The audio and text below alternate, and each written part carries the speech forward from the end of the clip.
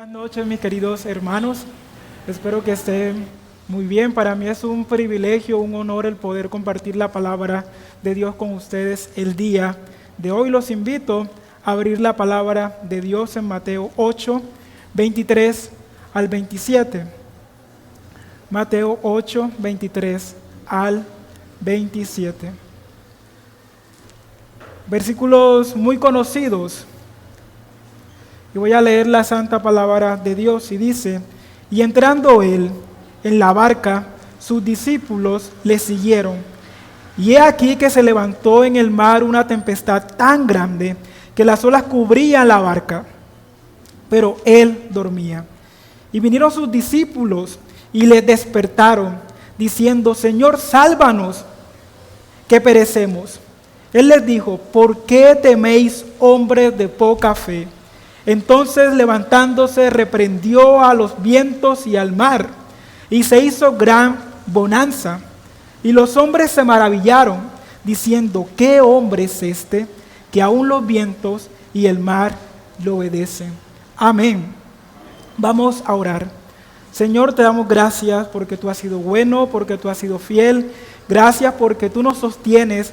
Señor, yo te imploro que seas tú bendiciendo la predicación, los corazones de cada oyente, Cristo Jesús.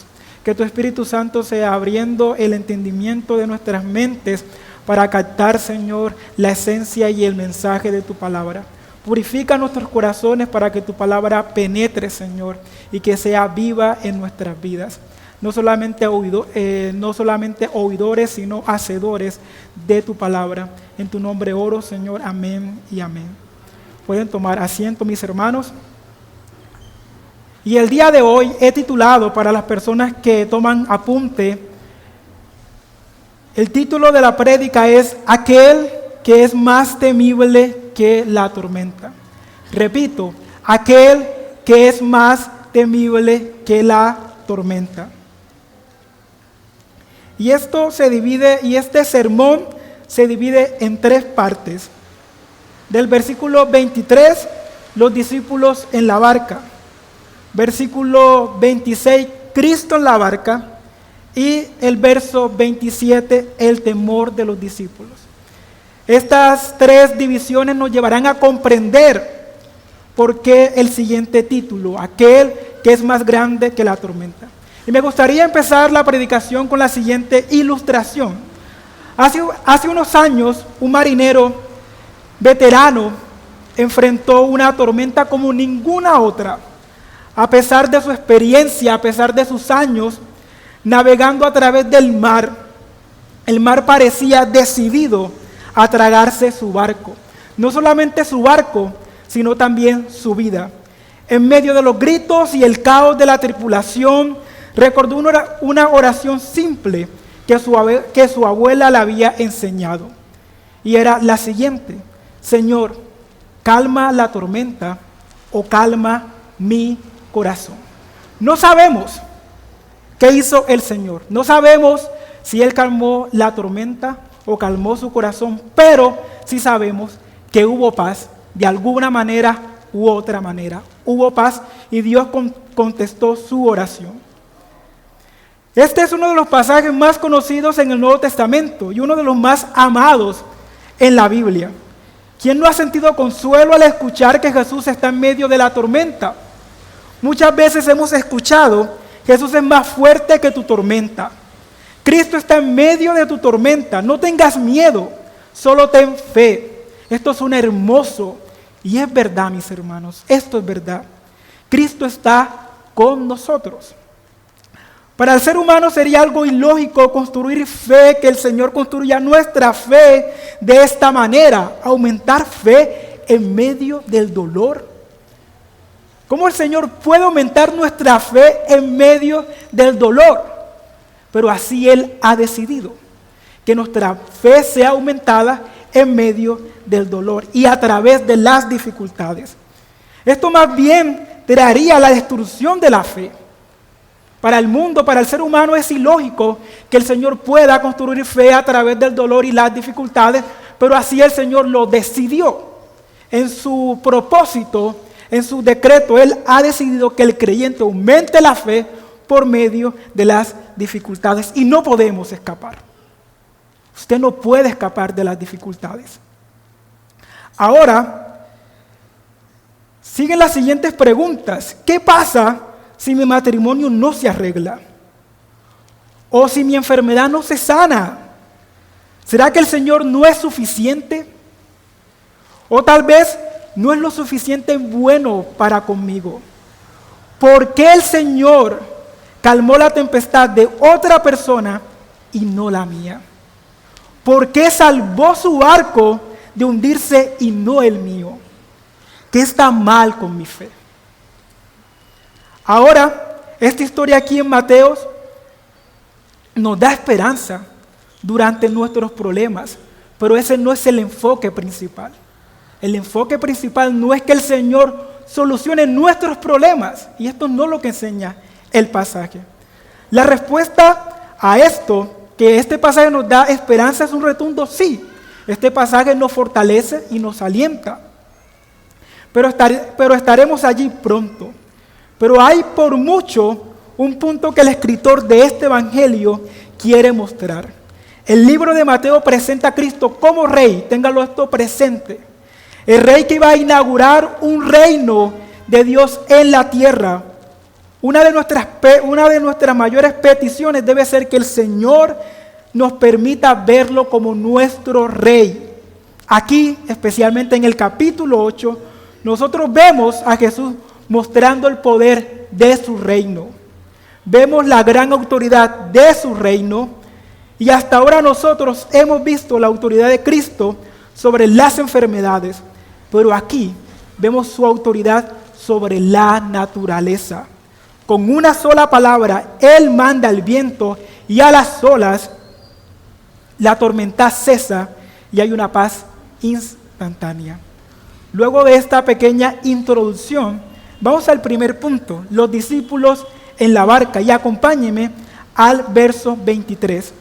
Y entrando él en la barca, sus discípulos le siguieron, y he aquí se levantó en el mar una tempestad tan grande que las olas cubrían la barca, pero él dormía. Los discípulos están saliendo de la ciudad de Capernaum, donde Jesús había estado sanando, y se dirigían al mar de Galilea. Vemos ahora lo que sucede allí. La superficie del mar estaba a más de 180 metros por debajo del nivel del mar. Estaban rodeados por montañas que se alzaban sobre el lago, porque literalmente era un lago de agua dulce, muy grande, de unos 27 kilómetros de largo y unos 13 kilómetros de ancho. El viento podía azotar con fuerza en el valle, por lo que el mar de Galilea era conocido por algunas tormentas realmente grandes, pero esta no era cualquier tormenta. Y aquí se desata una tormenta realmente enorme, y quiero que preste atención. No solamente que las olas movían el barco, no, era una tormenta enorme, que casi destroza el barco. Las olas eran altas, que inundaban la cubierta. La tormenta que se describe aquí no es una tormenta cualquiera. Hay algo sobrenatural en esta tormenta. Es de proporciones sísmicas. La tormenta con truenos, el cielo oscurecido, relámpagos, el mar embravecido. Casi, mis hermanos, el mar parecía un monstruo. Ahora bien, la pregunta es esta: ¿quién envió la tormenta en este texto? Algunos dirán, Satanás envió esta tormenta para tratar de ahogar a Jesús o para hacer que los discípulos duraran de Cristo. Tal vez no es solo un terremoto, un maremoto, sino también algo satánico, con el diablo y sus fuerzas tratando de eliminar a Jesús antes de que pueda obtener su victoria y lograr nuestra redención. O algunos dirán, Dios envió esta tormenta para que los discípulos confiaran en Jesús más de lo que habían hecho antes. Bueno, sinceramente no sabemos la respuesta, pero algo que sí sabemos es que Dios tiene el control de las situaciones. Y algo que sí sabemos es que Dios es soberano. Pero ese, queridos, santos es el punto.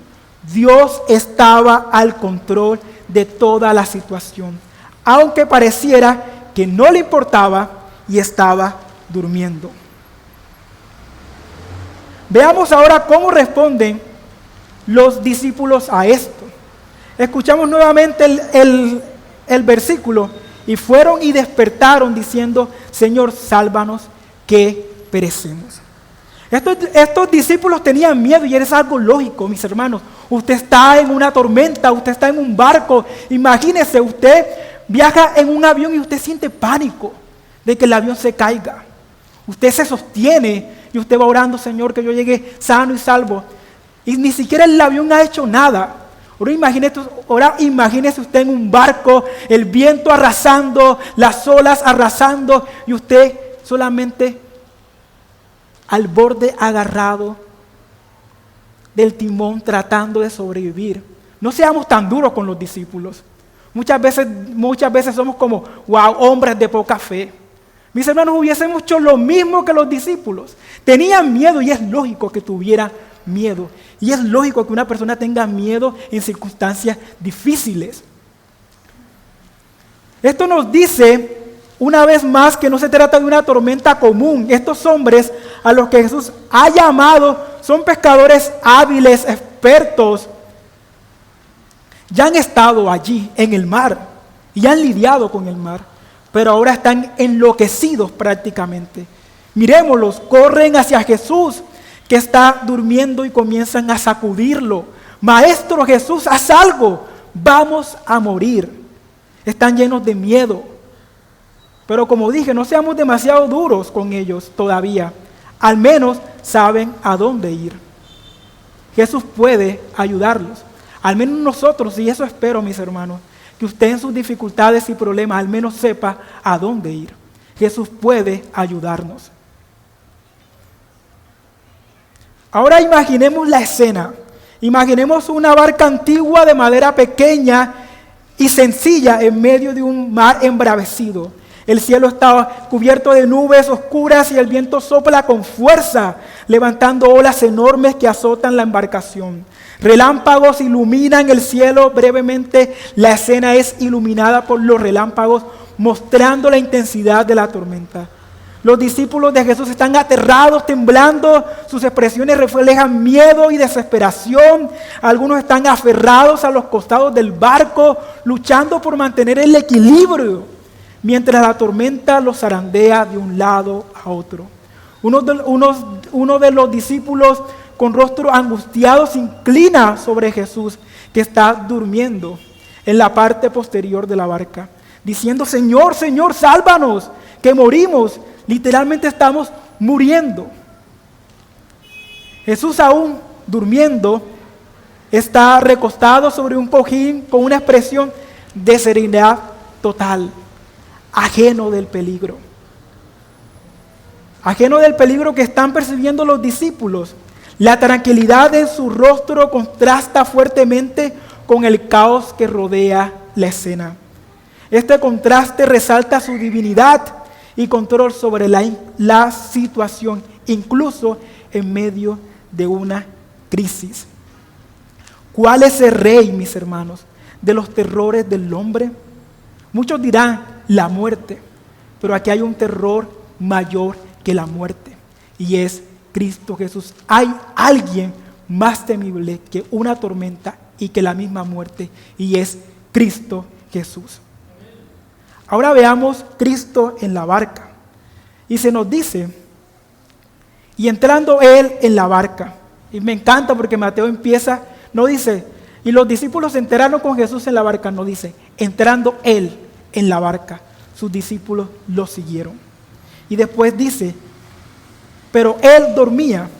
Y vinieron sus discípulos y le despertaron diciendo: Señor, sálvanos que perecemos. Y él les dijo: ¿Por qué teméis, hombres de poca fe? Entonces, levantándose, reprendió a los vientos y al mar, y se hizo gran bonanza. Y los hombres se maravillaron, diciendo: ¿qué hombre es este, que aún los vientos y el mar le obedecen? Mientras los discípulos están luchando por salvar sus vidas, Cristo dormía así de sencillo. ¿Por qué?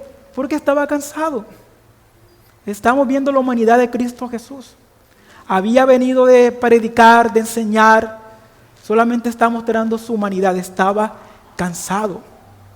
Ahora se levanta y llegamos al momento decisivo. Los discípulos esperan, y esto es importante, ellos esperan que Jesús hiciera algo, pero nunca esperaron, y yo tampoco, nunca esperaron lo que Jesús iba a hacer. Ellos van donde Jesús, y ellos saben que Jesús puede hacer algo, pero nunca imaginan lo que Jesús va a hacer. Pero antes de llegar allá, veamos lo que Jesús responde.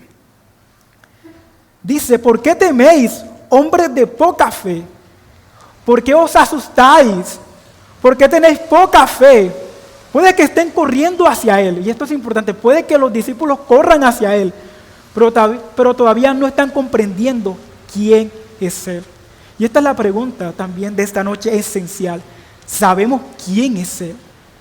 Corremos a Él, mis hermanos. Y aquí cada uno viene porque tenemos necesidad.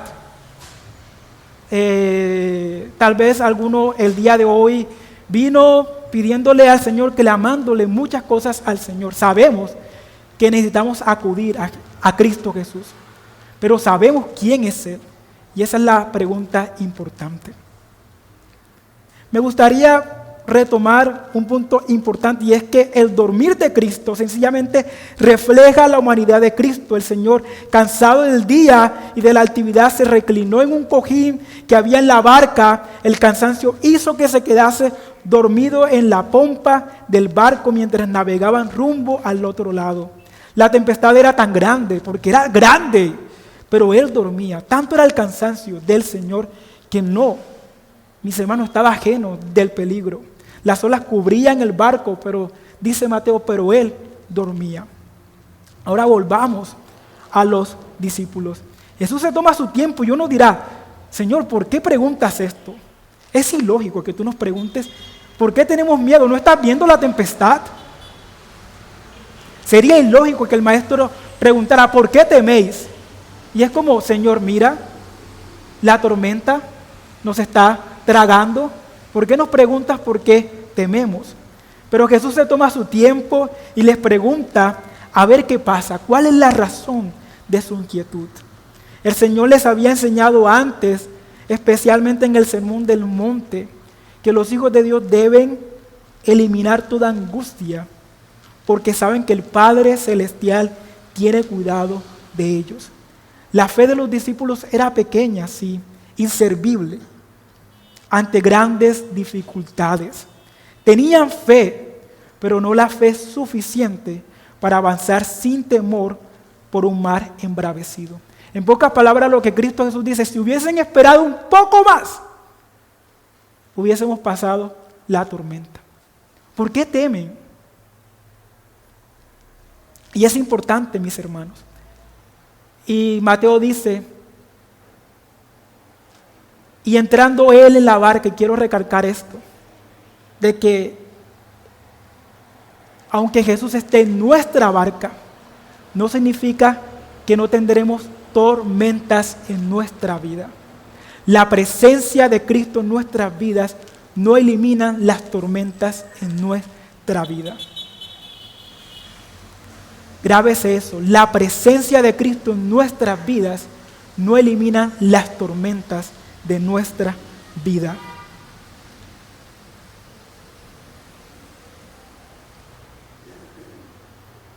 Entonces Cristo se levanta y reprendió a los vientos y al mar, y de inmediato hay una gran calma.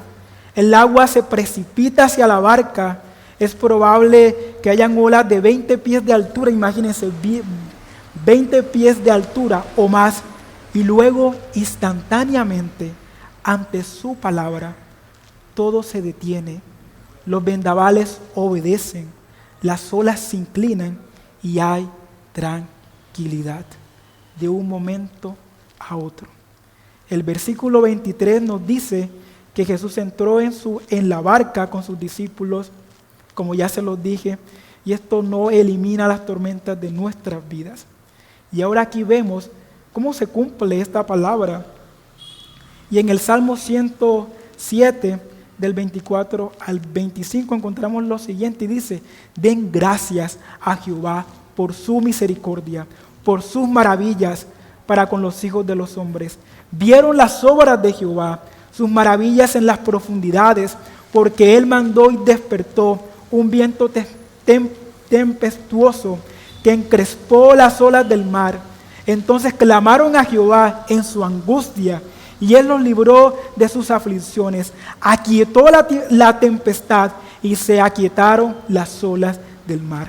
A Jonás se le dijo que fuera a predicar a Nínive y llamar a los habitantes a arrepentirse de sus pecados. Pero Jonás dio vuelta y tomó otra dirección opuesta. Se subió a un barco para huir de la presencia de Dios, y el versículo 4 nos dice que el Señor hizo estallar un gran viento en el mar, y se desató en el mar una tempestad tan grande que el barco estaba a punto de partirse.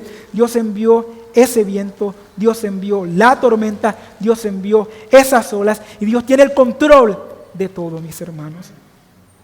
El mar siempre ha sido un símbolo de poder salvaje e indomable. ¿Quién puede, mis hermanos, controlar a ese animal salvaje? Esto fue así en la mayoría de las culturas, pero al pueblo de Israel en particular no le daba mucha importancia al agua. El agua siguió siendo en los escritos judíos un lugar y un poder de oscuridad y maldad, amenazante y salvaje. Ahora bien, ¿quién podía controlar las aguas del mundo? Ciertamente ningún hombre, solo los dioses según la mitología. O nosotros sabemos que el único que puede controlar las olas del mar es el Dios de Abraham, Isaac y Jacob, el Dios de dioses, mis hermanos. Ahora veamos el verso 27, el temor de los discípulos.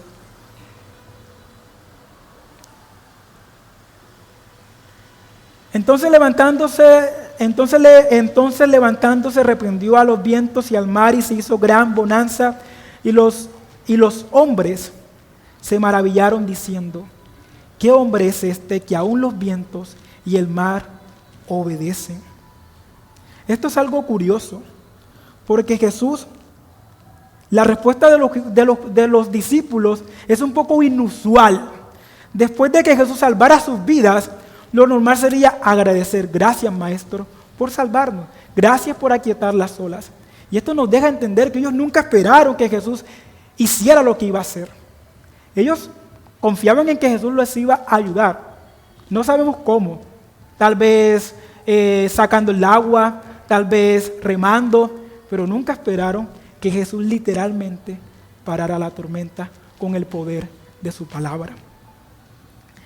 Lo normal sería agradecer, pero la palabra de Dios nos dice que su temor aumentó. En Lucas se nos dice que ellos estaban llenos de temor y asombro. Frente a ellos había alguien más temible que la misma tormenta. Imagínese usted estar al lado de alguien que puede parar una tormenta de esta magnitud. El temor de los discípulos era aún mayor que el temor que tenían hacia la tormenta. Nosotros también necesitamos ver quién es Cristo. ¿Quién puede subirse a un barco, mirar la tormenta y decirle que se calle? ¿Quién le habla el tiempo como si fuera un niño y espera que le obedezca de inmediato? Solo hay uno, el Dios del universo. ¿Vemos eso en Jesús aquí y en nuestras vidas, mis hermanos? Él es hombre, sin duda alguna. Y hay mucho consuelo en esto. Pero aún hay más consuelo cuando nos damos cuenta de que Él es Dios. Este asombro que tienen los discípulos se puede comparar al asombro que sintió Isaías ante la visión de la santidad de Dios, porque aquí están viendo a Dios santo, único, al Dios temible. Aquí están los discípulos contemplando a Dios en su majestad. Isaías se siente abrumado y está consciente de su propia indignidad y exclama: ¡ay de mí! Y esto es lo que sienten los discípulos. ¿Quiénes somos nosotros para estar delante de Él? delante de alguien que puede parar una tormenta. Ay de mí que estoy perdido, porque soy hombre de labios impuros y habito en medio de un pueblo de labios impuros, y mis ojos han visto al Rey de Reyes, el Señor Todopoderoso. Este reconocimiento de su pecado refleja el impacto de estar en la presencia directa de la santidad divina de Dios, y los discípulos reconocen que están parados delante de alguien que es de fuera de este mundo. No hay nadie como Dios. Y esto nos recuerda lo que dice el Señor en Isaías, que Él nunca encontrará a alguien como Él, porque Él es único, el Dios de dioses, mis hermanos. No hay un Dios como nuestro Señor y nunca lo habrá. Y dice el salmista, ¿quién es el Rey de gloria? Jehová es fuerte y valiente, Jehová es poderoso en batalla. Alzad, oh puertas, vuestras cabezas, y alzad vosotras puertas eternas, y entrará el Rey de gloria. ¿Hay alguien más temible que la enfermedad? ¿Hay alguien más temible que una tormenta? ¿Hay alguien más temible que la muerte? Y es Cristo Jesús. Si tú le tienes miedo a la muerte, si tú le tienes miedo a tu enfermedad, mis hermanos, hay alguien más temible que todo eso juntos, y es nuestro Señor Cristo Jesús. De todas nuestras amenazas, la muerte es la más temida. Es la gran igualadora, el final inevitable que todos enfrentamos. Sin embargo, Cristo ha vencido incluso a la muerte en su resurrección. Jesús demostró que la muerte no tiene la última palabra. Él resucitó al tercer día, mostrando su poder sobre la tumba y asegurándonos que aquellos que están en Él tienen la promesa de la vida eterna. La muerte es temible, sí. Pero Cristo, Rey de gloria, ha despojado a la muerte de su aguijón. En Él encontramos no solo la esperanza de la resurrección, sino también la certeza de que la muerte es solo una puerta hacia la vida eterna, hacia nuestra eternidad con nuestro Señor y Salvador, Cristo Jesús, mis hermanos. Así que al considerar nuestras mayores amenazas, ya sea enfermedad, tormenta, dolor, debemos recordar que hay alguien mucho más temible que todas ellas, Cristo el Rey de gloria. Pero su poder no es para asustarnos si estamos con Él. Pero si tú no estás con Cristo, asústate, teme, mis hermanos. Si tú no estás con Cristo, si tú estás jugando, teme por tu vida. Porque hay alguien más terrible que cualquier cosa. Hay algo más terrible que cualquier caos que tú te puedas enfrentar. Y en su majestad y gloria podemos encontrar refugio y paz y vida eterna. Cuando Cristo es nuestro Rey, podemos decir con certeza, no temeré mal alguno, porque tú estás conmigo. Y ahora me gustaría dar unas aplicaciones eclesiológicas. Para la iglesia de Cristo hay muchas tormentas, y algunas de ellas de carácter terribles, herejías, persecuciones, pero mis hermanos, el verdadero barco de Cristo, el Señor, su iglesia, está y estará y estuvo en una tormenta hasta que el Señor venga. Y entonces tendremos paz para siempre y seremos salvados de estas tormentas de la vida. Pero mientras tanto, nuestro llamado es aumentar nuestra fe, a confiar en Cristo Jesús en cada dificultad que tenemos. Y esto es difícil, porque nos encanta quejarnos. Por naturaleza nos encanta quejarnos. Todo lo observamos, todo, mis hermanos, lo comparamos. Qué dificultad para nosotros es confiar tanto en el Señor. Poner nuestro corazón y inclinarlo hacia el Señor. Y es aquí donde el salmista dice y reconoce, Señor, inclina mi corazón hacia ti, porque el salmista reconoce que su corazón está fragmentado, que el corazón humano está fragmentado, que el corazón humano tiene 1000 amores, la familia, el matrimonio, la casa, el dinero, y el salmista reconoce que su corazón está partido y él dice, Señor, inclina mi corazón hacia ti. Y ahora también me gustaría dar aplicaciones prácticas para cada uno de nosotros. Cuando Cristo interviene en la tormenta que sacude la vida de un hijo suyo, se produce también la recuperación de la calma y de la paz. La oración del creyente en el conflicto recibirá como respuesta la bonanza grande para su vida. No siempre cesará el mar violento. No siempre cesará el mar violento. Pero habrá gran paz en el corazón, antes inquieto por las dificultades. En las dificultades se eleva el corazón a Dios pidiendo ayuda. A veces se nos olvida lo que el apóstol Pablo dice, que Dios es poderoso para hacer todas las cosas mucho más abundantes de lo que pedimos o entendemos, según el poder que actúa en nosotros. El mar agitado de la vida se hace calma profunda para quien pone su fe en Cristo Jesús, pero no para aquellos que no ponen su fe en Cristo Jesús. Para aquellos que no ponen su vida en Cristo Jesús, serán destruidos. Tal vez ahora gozas de quietud. Tal vez ahora no estás en una tormenta y dices, mi alma ha sido librada. He escapado de la muerte. Me he salido con la mía. Me he burlado del Señor. Mis hermanos, pero recordemos lo que dice el apóstol Pablo. No os engañéis. Nadie puede burlar al Señor.